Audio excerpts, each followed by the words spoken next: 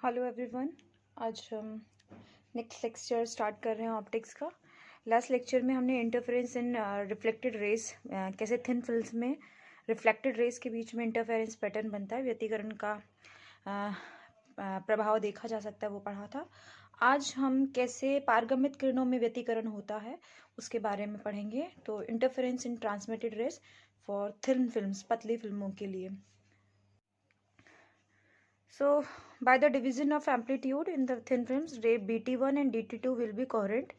जैसे हमने last figure में देखा था, हमने दो रेज के बीच में AR1 और CR2 के बीच में हमने पाथ डिफरेंस कैलकुलेट करते हुए ये कैलकुलेट किया था कि इन दोनों का जो इंटरफेरेंस पैटर्न है दोनों रिफ्लेक्टेड रेज के बीच में वो किस तरीके से आएगा और कब ब्राइट फ्रिंजेस मतलब कि चमकीली फ्रिंजें बनेंगी और कब डार्क फ्रिंजेस यानी कि काली फ्रिंजेस, अदीप्त फ्रिंजेस बनेंगी। ठीक है, और उनके लिए पर्टिकुलर कंडीशंस निकाली थी कंस्ट्रक्टिव इंटरफेरेंस के लिए और डिस्ट्रक्टिव इंटरफेरेंस के लिए।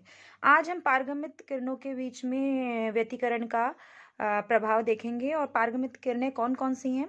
जो कि किरण आ रही है और फिल्म के निचले सतह पर, लोअर सरफेस पर फिल्म की जो इंसिडेंट फॉल हो रही है और उसका फिर क्या हो रहा है, कुछ पार्ट रिफ्लेक्ट हो रहा है और कुछ पार्ट रिफ्रैक्ट हो रहा है। जो रिफ्रैक्ट हो रहा है वो मीडियम चेंज करते हुए ट्रांसमिट हो रहा है। ठीक है, पारगमित हो रहा है। तो एक रे तो हो गई BT1। नेक्स्ट अगेन एक रिफ्लेक्शन करते हुए पॉइंट C पे पहुंची और उसका फिर क्या हुआ, कुछ पार्ट रिफ्लेक्ट हो गया, कुछ पार्ट रिफ्लेक्ट हो गया सेम मीडियम में और कुछ दूसरे मीडियम में CR2 कर रिफ्लेक्ट हो गया। तो जो वापस रिफ्लेक्ट होकर आया फिर दोबारा वो लोअर सरफेस पर फॉल हुआ फिल्म की और दोबारा उसका रिफ्लेक्शन और रिफ्रैक्शन होकर एक नई रेज जो बाहर निकली वो DT2 थी। तो ये जो दो रेज हैं BT1 और DT2, ये दोनों ट्रांसमिटेड रेज हैं। हम इन दोनों के बीच में इंटरफेरेंस पैटर्न देखना चाह रहे हैं और इंटरफेरेंस देखने के लिए क्या हो कि हम इन दोनों के बीच में पथांतर ज्ञात करें, पाथ डिफरेंस कैलकुलेट करें। ऐसे हो क्या रहा है, बार बार रेज फॉल हो रही हैं लोअर और अपर सरफेस पर और मल्टीपल रिफ्लेक्शन और रिफ्रैक्शन होते होते उनकी इंटेंसिटी कम होती जा रही है। मतलब हम देखें कि जो जितना अच्छा व्यतिकरण यहाँ दिखेगा, फ्रिंजेस यहाँ मिलेंगी, धीरे धीरे आगे बढ़ते जाएंगे तो फ्रिंजेस जो हैं ब्लर होती जाएंगी। ठीक है, तो वो ड्यू टू कि मल्टीपल रिफ्लेक्शंस होते जाएंगे तो इंटेंसिटी वीक होती जाएगी। तो इन दोनों के बीच में BT1 और DT2 के बीच में अगर हमें इंटरफेरेंस पैटर्न कैलकुलेट करना है तो हम क्या करें, पाथ डिफरेंस कैलकुलेट करें सेम एज जैसे हमने रिफ्लेक्टेड के बीच में किया था कि हमने AR1 और CR2 के बीच में पाथ डिफरेंस कैलकुलेट किया था। ऐसे ही हम BT1 और BT2 के बीच में DT2 के बीच में पाथ डिफरेंस कैलकुलेट करेंगे। So by the division of amplitude in thin films, rays BT1 और DT2 will be coherent। क्योंकि डिवीजन ऑफ एम्पलीट्यूड का हो रहा है, जो भी रे आ रही है उसका आयाम का विभाजन करते हुए जो रेज हैं वो आपस में क्या होंगी, कला संबद्ध होंगी। सो therefore these transmitted rays will show interference pattern। पतली फिल्मों से आयाम के विभाजन द्वारा पारगमित किरणें BT1 और DT2 भी कला संबद्ध होगी, इसलिए ये पारगमित किरणें भी व्यतिकरण प्रतिरूप को दर्शाएंगी और इस प्रतिरूप को देखने के लिए हमें इनके बीच में पथांतर ज्ञात करना पड़ेगा। The interference in transmitted rays can be explain by calculating the path difference between BT1 and DT2 rays. ठीक है, और इन दोनों के लिए पाथ डिफरेंस कैलकुलेट करने के लिए क्या होगा, हमें जो हमारा रे डायग्राम है उसकी ज्योमेट्री में कुछ चेंज करना पड़ेगा। क्या चेंज करें कि draw a perpendicular CN from C। ये हमारा रे डायग्राम है और बोल रहे हैं कि हमें एक परपेंडिकुलर ड्रॉ करना है CN।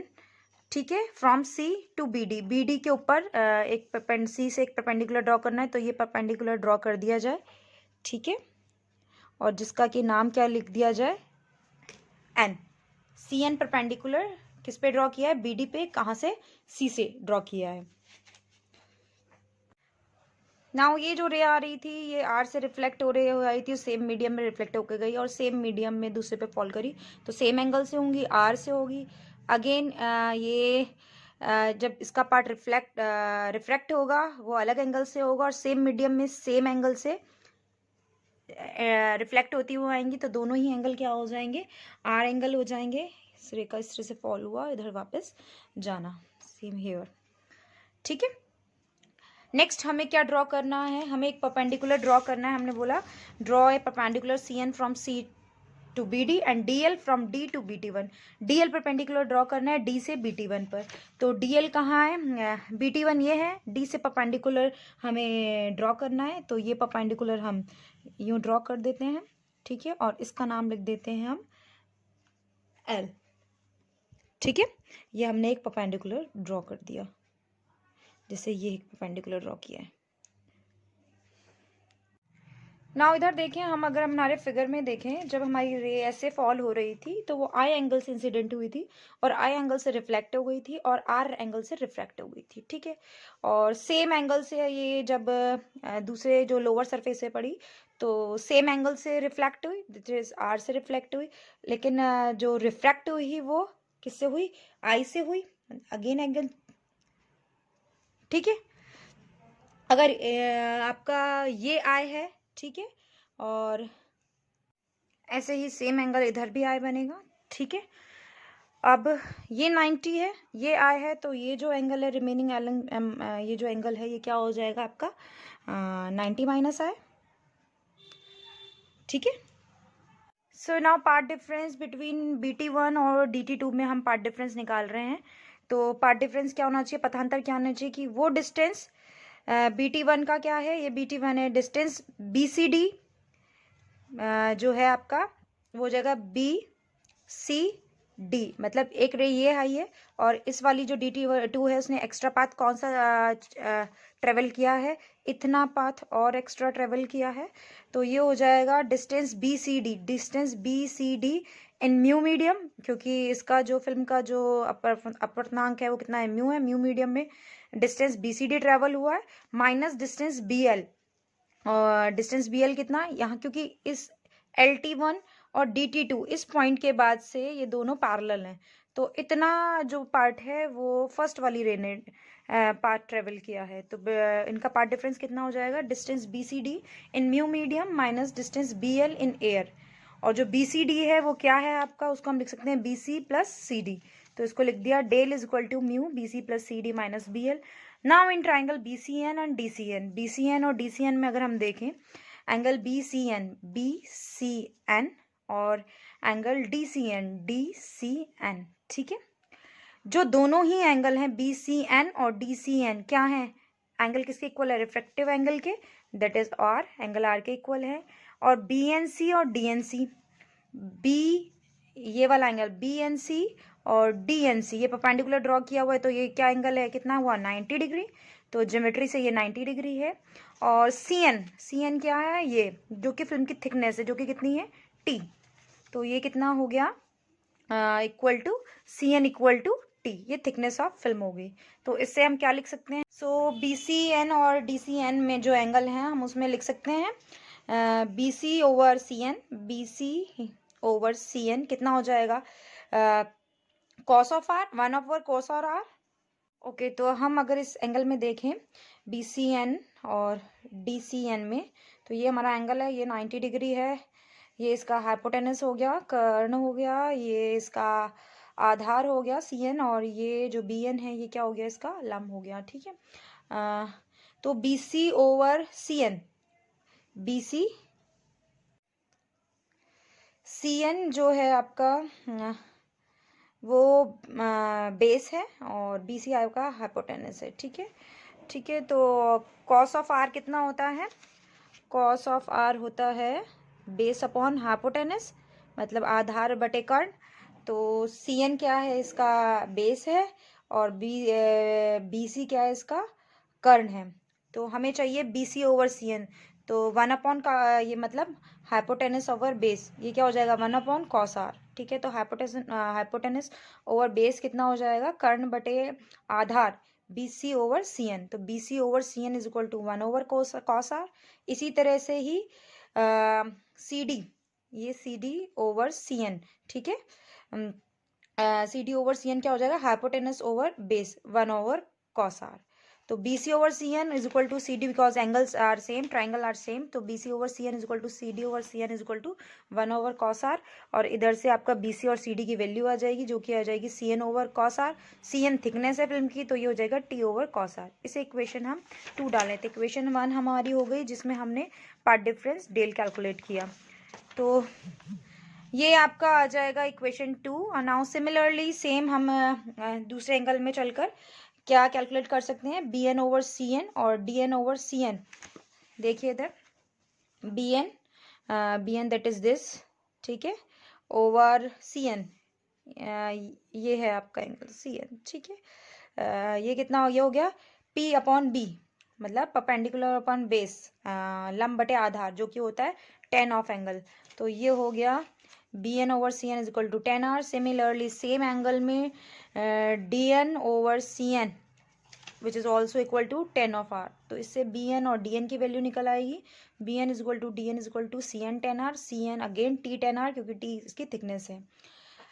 नाउ जो BD है आपका, इसमें जो BD है ये क्या है, BD है BN प्लस ND, ठीक है। ये पूरा ये पॉइंट B है, ये पॉइंट आपका D है, और ये जो आपका परपेंडिकुलर ड्रॉ किया ये N है। तो ये हो जाएगा BN प्लस ND।